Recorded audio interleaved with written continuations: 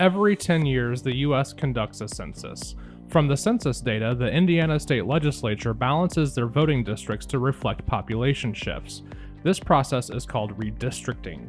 Without adequate representation from both Republicans and Democrats, this allows the supermajority to control who the voters are able to vote for, also known as gerrymandering. Gerrymandering commonly occurs in one of two ways: cracking, which spreads like-minded voters apart across districts, diluting their voting power, and packing, which concentrates like-minded voters together in a district to reduce their voting power. So how do we know if Indiana districts have been gerrymandered? Using the new maps after the 2010 census, Indiana Republicans gained 9 legislative seats despite a 5% decrease in Republican vote share. During the 2016 elections in Indiana, Republicans only received 51% of votes for governor, yet held 70% of seats in the House and 82% of the seats in the Senate. The current maps are so packed that very few legislative seats are competitive.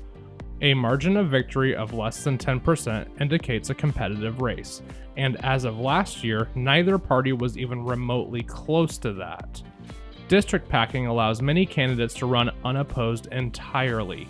Last year, almost 1 in 4 Indiana state Senate seats went unopposed in the general election, and 29.6% of all legislative seats went unopposed by a member of the opposing party. So what can we do?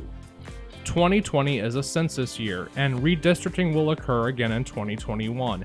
It is vital that voters show up to end the supermajority in Indiana and demand independent redistricting so that Indiana voters retain the power to hold officials accountable. Voters should choose their legislators, not the other way around. We must end the supermajority to put the power of government back into the hands of Indiana voters.